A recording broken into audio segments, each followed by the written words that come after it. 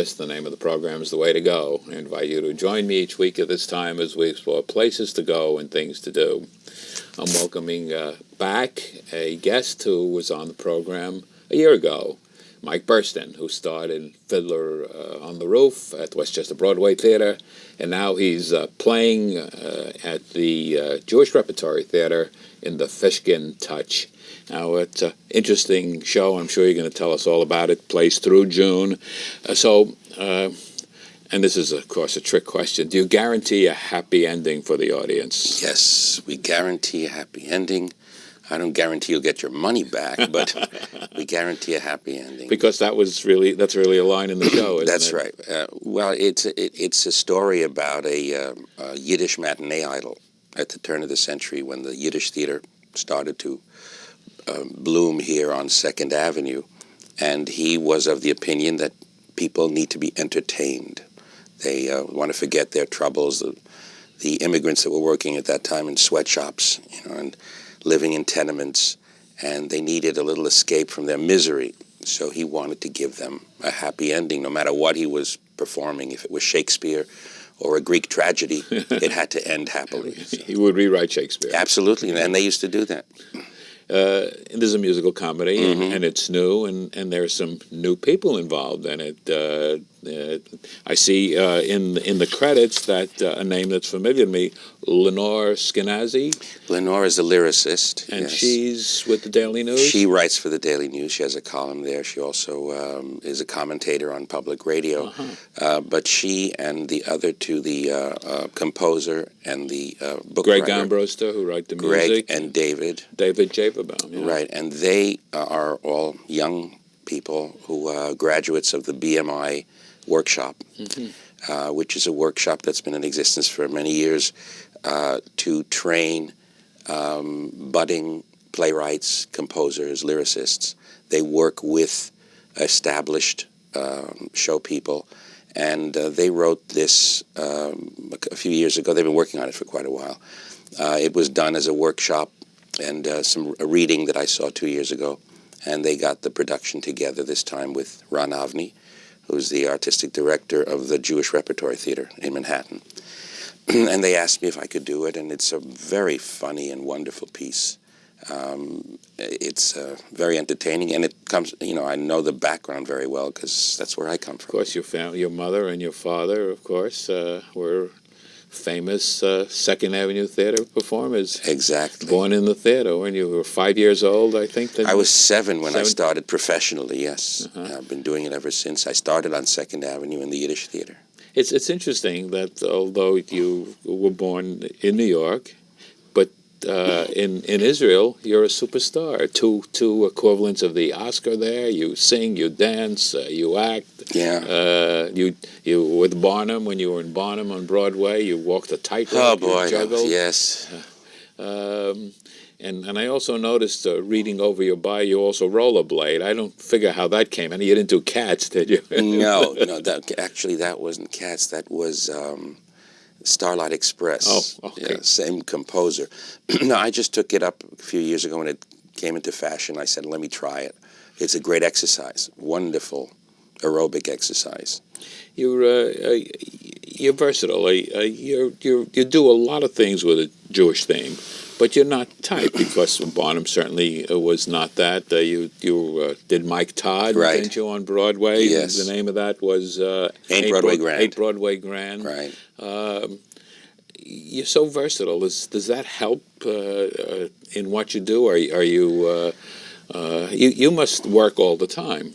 You were just up in Canada? Yeah, there are very few people in our business who work all the time. It's a very tough business, the show business, and So you might work for a year or two in a show on a daily basis, and then when the show closes, you might go 6 months and not have a job. I've heard that so often. Rue McClanahan, who I interviewed on this program, said to me one day, do you know of any other business, any other profession where you're looking for a job 9 or 10 times a year? And this is someone who's really working all the time.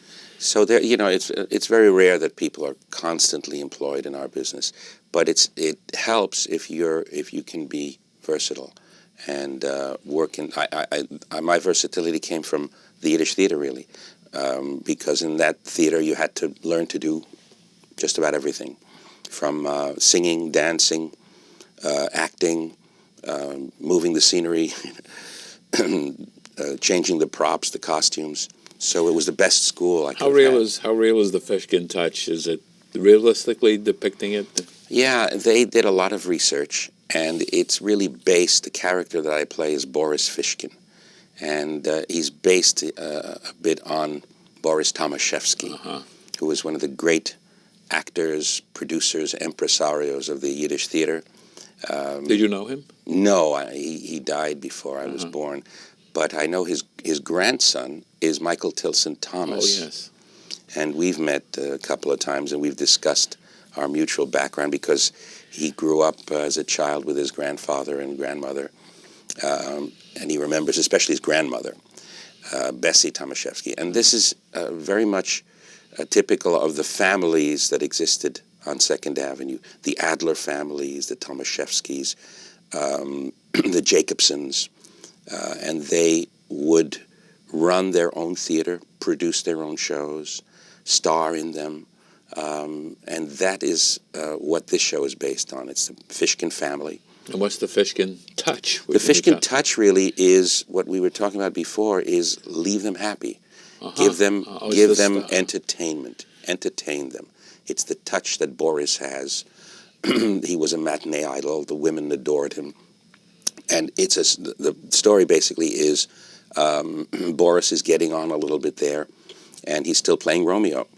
And along comes a young man from Europe, a new immigrant to the United States, an actor in the Yiddish theater, who is hired by Boris into his theater. And he wants to change things and create a realistic Yiddish theater, something a little more like what Morris Schwartz did when he came in the 1920s and established the Yiddish Art Theater.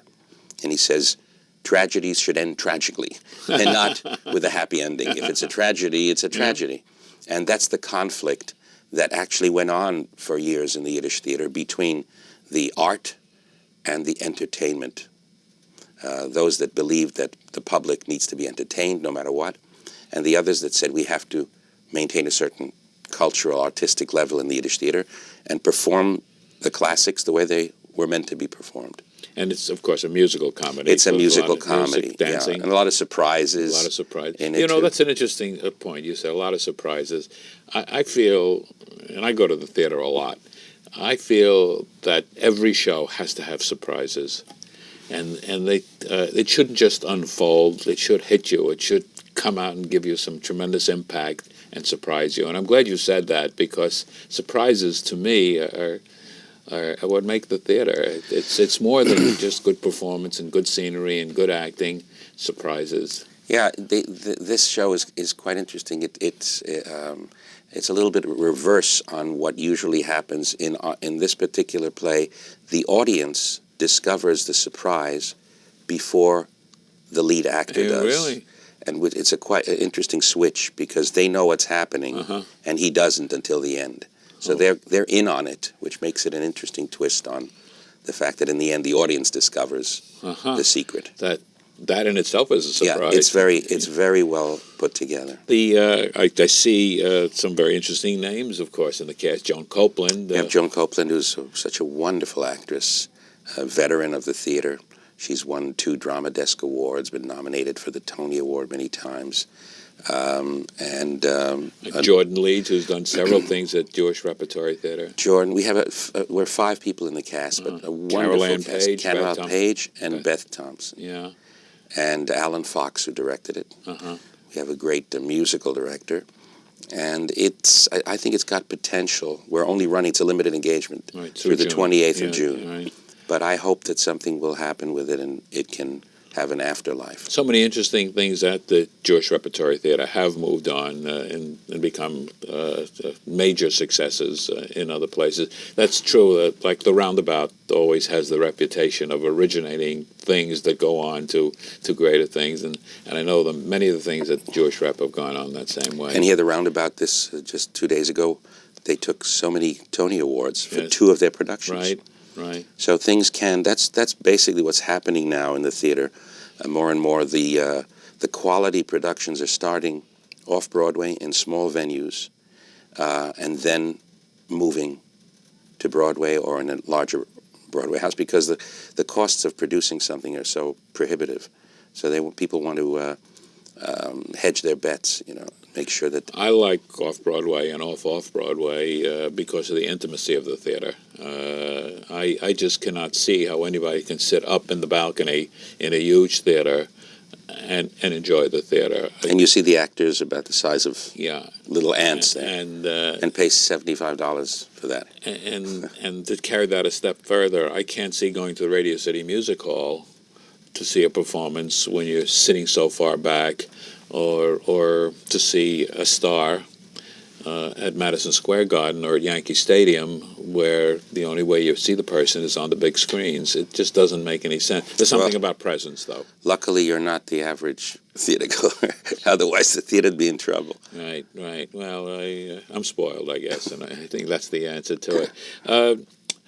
You mentioned the fact that shows, when you did Rothschilds, that started at a small theater and then moved on to off-Broadway. Right.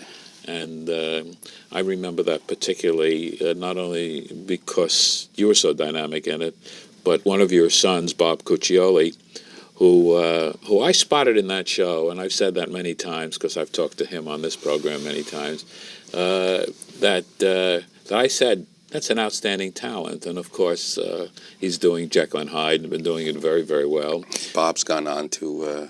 playing both roles and getting only paid for one, I understand. But that sure is a very, very popular success. And of course, it proves something that we've talked about a lot with theater people, and that is, if critics do not love a show, but the public loves it, it's still successful. That's right. Nothing more powerful than word of mouth. That's the best publicity you can get. Actually, several people came out of Rothschilds that have gone on to successful careers. Lonnie Price, who directed it, Oh, sure. Has gone on to direct some wonderful productions. His latest was Visiting Mr. Green. Yes. With Eli Wallach, which was wonderful. Originated at Jewish Repertory, I understand it, and then of course it's I saw it recently, and he's just he's marvelous. Magnificent. He is. Actors tell me that the secret of good acting is to listen. I hear that all something the that's time. absolutely true. And because I was conscious of that, watching him when he had no lines, just his facial, he was there and he was responding, and that was as much as saying the lines. No, that I've believed that all my professional career. Listening, it's the key to acting. And listening to your partner. Yes, and rather than your lines, their lines are just as important. I do want to remind our viewers that today we're talking about the Fishkin Touch, which is at the Jewish Repertory Theater on East 91st Street. And my guest today is Mike Burstyn, who stars as Mr. Fishkin himself. Boris Fishkin. Boris Fishkin. Yes. So what do you do when you're not doing the 92nd Street Y or on Broadway or off Broadway? I do a lot of work for Jewish organizations. This past year, and actually this coming year, we're celebrating the 50th anniversary of Israel. Uh-huh. And so I have produced and put together a multimedia show, which I'm performing around the country, called Hatikva, which means the hope, which is also the name of the Israeli national anthem. And it is the celebration of Israel's 50th birthday it's kind of a birthday party that I throw.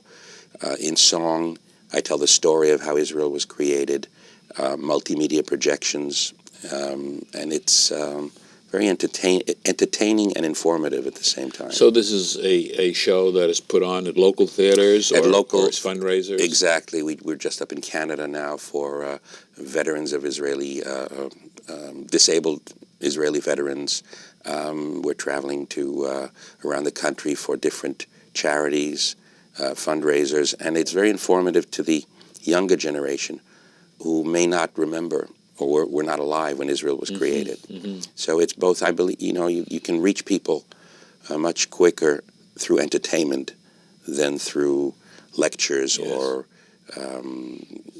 academic talks. Right. If you get the message through subliminally, you entertain them, and at the same time, you can get your message through.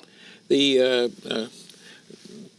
do a lot of Jewish-oriented work because of your background, but you're so versatile that you can do everything else. And this is kind of a continuation of a discussion that I had with Tova Felcher. I asked her if her name helped her or hurt her, and she said both, because for Yentl, which was really she did on Broadway, it was obvious that she would get the part with that name. That they just thought of her immediately. But she can play a wasp. And she has. And she has, but people somehow, because of her name is not Tova, by the way. Well, she chose that name. She decided to. In college, someone said, you don't look like a Carrie Sue or something like that, which is her name, and picked another name, and she chose that name. You're absolutely. I don't think it's not the way it used to be, decades ago when Jewish or Italian actors had to change their names. When Danny Kaye changed it from Kaminsky to Kaye. Right. I don't think that it doesn't exist anymore. Take Seinfeld as a perfect example. He became a worldwide success. Seinfeld is a Jewish name. Yes. Nobody asked him to change his name, and it didn't seem to bother anybody. Cross-section of the United States, European audiences all over the world enjoyed that show. So I don't think that, you look at actors today, they don't change their names anymore. Right. But not only the name change, but there seems to be now of course you speak 8 languages fluently. Of course that helps a lot, doesn't it? Yeah. In a lot of your world travels. Because I perform in different countries in their own language. I basically can do the same show, but I do it in I believe in packaging. My father used to say there are 13 original jokes in this world, and all the others are variations on those 13. I have told some of my father's Yiddish jokes in Holland, in South America, in Canada, in the United States, in Holland, in Dutch, for example. And the same jokes worked for Dutch audiences. It's just a matter of slightly packaging it for their sensibilities, their tastes. I've always done humor. I've written humor, and everything that I've done has been tied to a humor theme. And I understand that humor is all based upon your point of reference. But what you're saying is everybody has the same point of reference. Basically, people, yes, I think people have a universal sense of humor. It's their sense of reference. If you can adapt it and slightly adapt it to their reality. Right. But I've used the same basic stories, and they work. I watched Bob Hope the other night. He was being interviewed on, it's about 10 years ago, on Larry King. I was going to say, when he was reborn last week. Yes, amazing. And he asked him whether he finds audiences different in the different parts of the world where he's worked. And he says, no, I don't change my show. Audiences are basically the same, and I agree with him. An audience comes to be entertained. If you can capture their attention, it's a matter of capturing an audience's attention within the first few minutes, and then you've got them in the palm of your hand. If you don't, it's an uphill battle. Now, Fishkin Touch, like all shows, goes through a process. It goes through previews, which is used to be take the show on the road. But today, because of the costs, they're done locally in their previews, which is really a time for trying to get out on an audience until the official opening date. And so that's a process that takes a week or 2 weeks. Right. The audiences tell you a lot, don't they?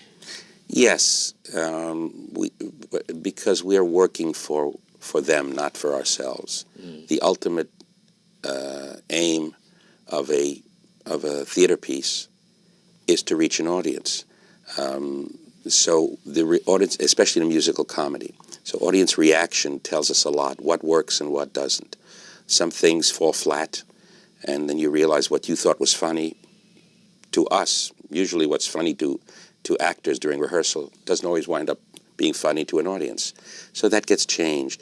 We're not changing too much in this particular show. I think we've worked out all the kinks. The process does change. So really, from the first performance until the official opening, till the time that the critics come, there are changes that take place. Usually, yes. Not in this case. Not drastic changes. Not drastic. There may be some tightening. You see whether the show is running a little long. Some things, some jokes that don't work. Some musical numbers that need to be changed. A lot of it is technical, lighting, staging, some sets that have to be brought in earlier so that it doesn't take a long time for scene changes. There's nothing worse than a set that jams on the way that in. Jams, or when people are sitting there and there's a big hole that you can drive a Mack truck through. You just a matter of timing, tightening things up, tempo. You've been in theater so long. I often wonder what happens when something goes wrong. Aside from keeping from breaking up, it's fine to ad-lib something, but you have to think about the other actors too, whether they can ad-lib it. Is that a humorous moment, or is that a deadly moment when something happens? I've seen it happen so many times, and well, if you're doing a drama, it's not humorous at all. It can be pretty sad, because if you're doing a comedy and something goes wrong, you can always relieve the tension with a little joke. But you can't step out of character. Well, sometimes you have to. Really? And sometimes the audience appreciates that. But if you're doing a dramatic piece, you can't exactly relieve it with some humor because it'll break the whole atmosphere. So it happens very rarely. It happens, of course, but years ago, I remember seeing something. It's a long, long time ago, when one of the performers took a sandwich and kind of tossed it over her shoulder, and none of the actors, they were all facing forward, saw that it hit the wall and slid behind the picture. The audience broke up, and the audience was laughing, and they had no idea what had happened. There was no way for them to know, because none of them saw what happened. And unless someone told them from the wings what happened, there was no way they could know. They just had to wait. They knew something happened, but they had no idea what it was. There's so many classic stories. One that I love to retell is I think it was Robert Merrill who was doing some opera, and he had to shoot someone on stage. And backstage, the stage hand at that time was supposed to shoot a blank. Right. And he grabbed the gun and he pulled the trigger, and nothing happened. And he's got to kill this guy on stage. They can't go on. And he pulled the trigger again, and nothing happened. So he said, "I'm going to kill you, I'm going to kill you." And he grabbed a knife. And as he was about to stab him with the knife, the gun went off. So there's so many stories that actually happen, but that's what makes our business so entertaining. And then you have to be prepared to keeps you on your toes. Yeah. I do want to make sure that we give the telephone number where people can get more information at the Jewish Repertory Theater, and that number is 212-831-2000. That's the box office number. You can call there and get information about the show. It's something worthwhile seeing, especially with my person in it. So what happens? You say it might go somewhere. Does that affect your plans for your future? So you're committed to this through the end of June? I'm committed through the end of June on this. Depending on what happens with a show. It depends a lot on reviews. Sure. Unfortunately, we are in the commercial theater, even though this is a nonprofit theater, and yet the New York theater is so dependent on 2 or 3 reviewers, Right. New York newspapers. Unfortunately, the public has gotten accustomed to going by what they say.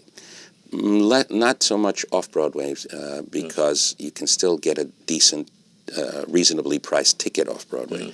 But when you're spending $150 for 2 tickets on Broadway, you want to make sure that you're not being taken for a ride, and so they really go by what the critics say, and it's unfortunate because it's stifling the creativity on Broadway. Fortunately, the New York Times is not as bad as it used to be. We don't want to mention that name. No, I'm not mentioning names, but the fact is that it was a terrible time. And, Yes. And we know that. I did interview Jacques Lassord, who's the critic for the Gannett newspaper. A wonderful critic, by the way. And we talked about the subject of whether he took meanness pills before he did the reviews. And he said, "I'm a journalist. This is the beat I cover, and I'm expected to express my opinions, and that's what I do." But it's only one man's opinion. That's the point. Fact, because it's one he'll man's love opinion. something, and the Times And someone else will hate it. Exactly. So And Clive Barnes almost never does a bad review. He's just nice to most people, and which is not, that's the other end of the spectrum. You don't want to just get compliments if it's not deserved. But on the other hand, you don't want to be mean, because criticism should be constructive. I agree. And not destructive. And you want to maintain the viability of the theater in New York, because if theater disappears, these critics will be out of a job as well. Fortunately, theater is doing very, very well now. Yeah, and this was a banner year. And you're doing very, very well at the Fishkin Touch, and I'm so glad you came here to talk to us. And we'll do it every year. Well, more often, the more you do, Okay. the more. And thank you very much for coming.